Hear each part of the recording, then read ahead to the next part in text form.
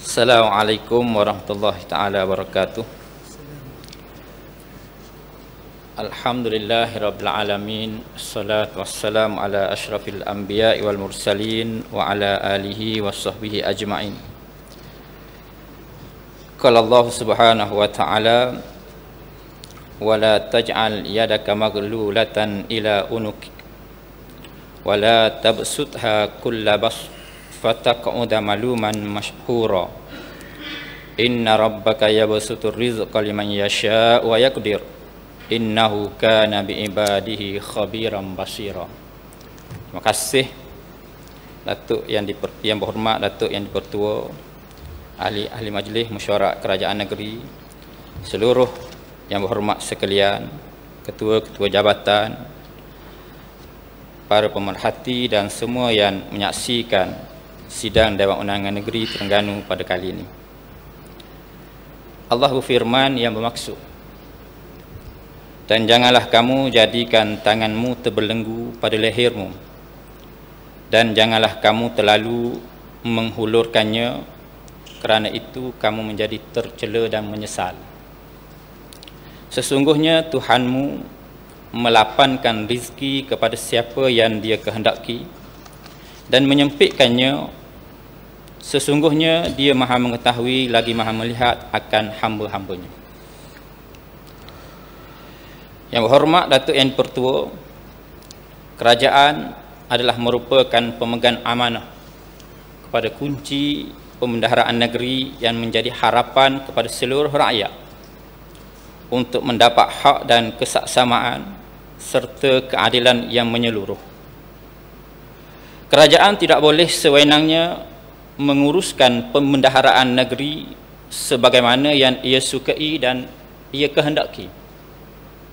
Islam menetapkan peranan kerajaan yang adil ialah mencapai kebajikan kepada seluruh rakyat dan masyarakat dalam negeri tersebut. Kerajaan tidak boleh menyalahgunakan dana pembendaharaan dengan mengesampingkan kepentingan umum dalam meningkatkan lagi taraf kehidupan rakyat dan keperluan kehidupan masyarakat umumnya dalam menjana kehidupan yang maju berkat dalam membentuk negeri baldatun tayyibatun wal ghabun ghafur. Yang berhormat Datuk yang dipertua, keuangan negeri wajib dibelanjakan bagi kemaslahatan kehidupan seluruh rakyat tanpa mengira agama, bangsa, warna kulit atau kepentingan tertentu. Keutamaan bagi menyediakan tempat kediaman yang sempurna, keselamatan dan keselesaan kehidupan masyarakat secara umumnya, di samping mengawas selia keselamatan nyawa, akal budi dan harta benda mereka.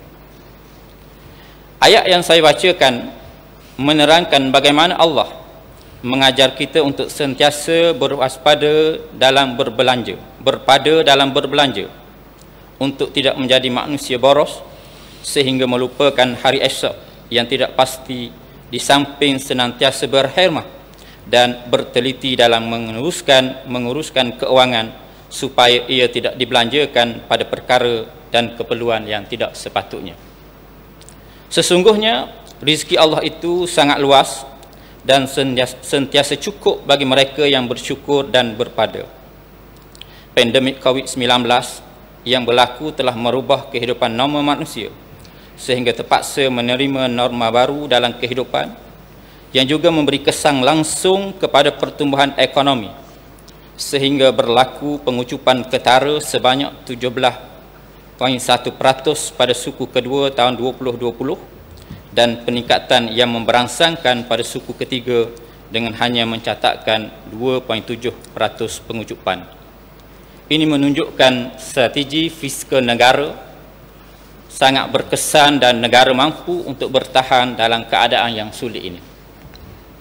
Datuk yang dipertua, dalam keadaan pandemik COVID-19 yang masih tidak menentu sehingga kita terpaksa melalui 3 gelombang yang meresahkan kehidupan rakyat secara keseluruhannya, langkah bijaksana kerajaan dilihat mampu untuk membendung dan mengekang kemelesetan kehidupan kepada rakyat sama ada dari segi ekonomi, spiritual dan juga mental. Langkah kerajaan menyediakan belanjawan 2021 dengan tema melestarikan kesejahteraan bersama sangat tepat dan kena pada saat dan ketikanya, dengan 5 teras penggunaan sumber dan keuangan serta 146 inisiatif dan 14 strategi yang dirancangkan.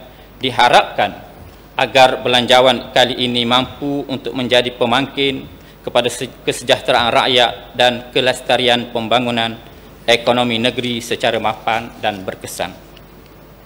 Saya suka mencadangkan agar inisiatif COVID-19 yang diberikan kepada 48,500 isi rumah B40 juga perlu dikembangkan dan dipanjangkan kepada rakyat Terengganu yang masih berbaki agar tidak ada yang tertinggal dari segi pembelaan dan kecaknaan. Angka tersebut mungkin sudah bertambah dengan mengambil kira pandemik COVID yang berlaku telah banyak merubah status ekonomi rakyat. Pelang bantuan kerajaan mesti senantiasa memastikan agar rakyat yang dibantu dan ditolong, terutama dalam menangani kemelesetan kehidupan yang agak meruncing ini, bagi memerangi inflasi dan meningkatkan taraf hidup rakyat dalam membendung kemelesetan pendapatan dan memastikan keperluan asas rakyat dapat disalurkan dengan lebih berkesan.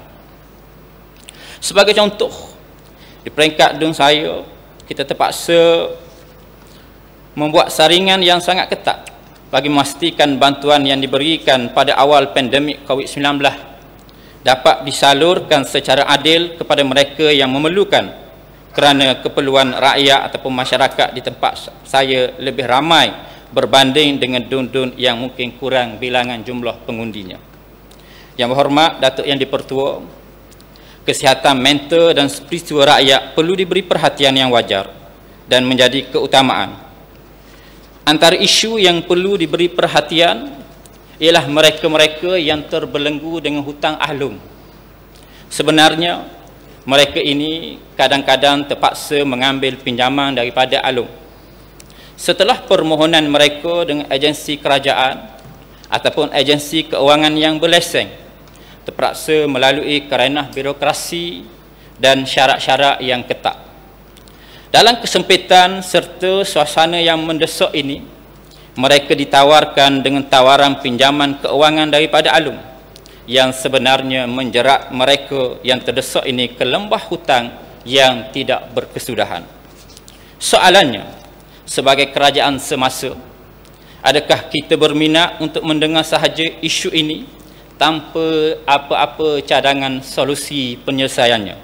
Saya mencadangkan supaya isu ini dicari kaedah penyelesaiannya supaya kesejahteraan negeri yang kita diami ini dinikmati bersama oleh segenap lapisan masyarakat. Seterusnya, merujuk kepada muka surat 22, kerajaan negeri juga memahami tekanan yang dihadapi oleh peniaga kecil dan penjaja. Dengan ini, kerajaan negeri mengumumkan tiada kutipan lesen peniaga kecil dan penjaja bagi tahun 2021. Tahniah kita ucapkan kepada kerajaan negeri di atas inisiatif ini. Cuma suka untuk saya mencadangkan, di samping inisiatif yang telah ditawarkan, mereka juga diberi ruang untuk mengemukakan ataupun menjalankan perniagaan di tempat-tempat strategik, di tempat-tempat yang orang kata laris jualan mereka dengan cara tidak mengganggu keselamatan dan juga mengganggu lalu lintas.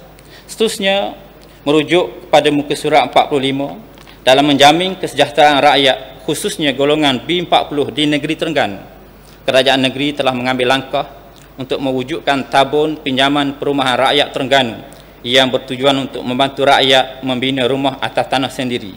Bagi menjayakan tabung pinjaman ini dan merealisasikan manifesto kerajaan negeri, sejumlah 50 juta diperuntukkan. Saya mencadangkan supaya peruntukan 5 pinjaman rumah rakyat ini diagihkan mengikut dun-dun yang ada di negeri Terengganu.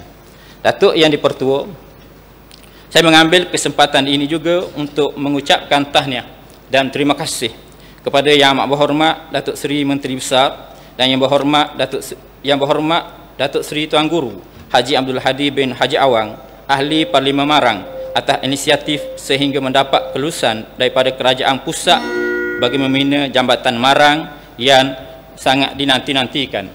Yang berhormat Datuk Yang di-Pertua, ianya nanti diharap dapat menjadi penghubung dalam menggerakkan sosioekonomi masyarakat, seterusnya memesakkan lagi pembangunan Marang secara khususnya dan negeri Terengganu secara umumnya.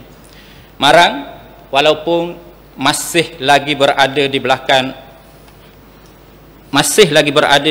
dari segi pembangunan infrastruktur kesihatan, Marang walau bagaimanapun masih lagi berada di belakang dari segi pembangunan infrastruktur kesihatan, melihat pada daerah lain yang kesemuanya sudah memiliki hospital di daerah masing-masing.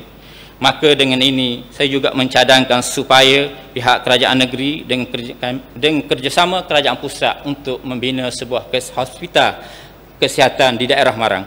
Dalam masa yang sama, sehingga ke hari ini Marang juga masih lagi bergantung kepada bekalan air dari loji yang berada di luar kawasan Marang, sama ada daripada daerah Hulu Terengganu ataupun daerah Kuala Terengganu. Oleh itu, saya mengharapkan kerajaan negeri juga melihat situasi ini sebagai satu keperluan bagi daerah Marang untuk terus memacu kesejahteraan rakyat. Begitu juga berkenaan dengan sekolah berasrama penuh. Sehingga hari ini, Marang belum lagi mempunyai sebuah sekolah yang benar-benar boleh diklasifikasikan sebagai sekolah berasrama penuh, walaupun tapak untuk pembinaan tersebut telah lama disediakan. Dengan beberapa perkara dan isu-isu yang saya nyatakan, Yang berhormat Datuk Yang di-Pertua Bengkalan Berangan mohon menyokong. Sekian, Assalamualaikum warahmatullahi wabarakatuh.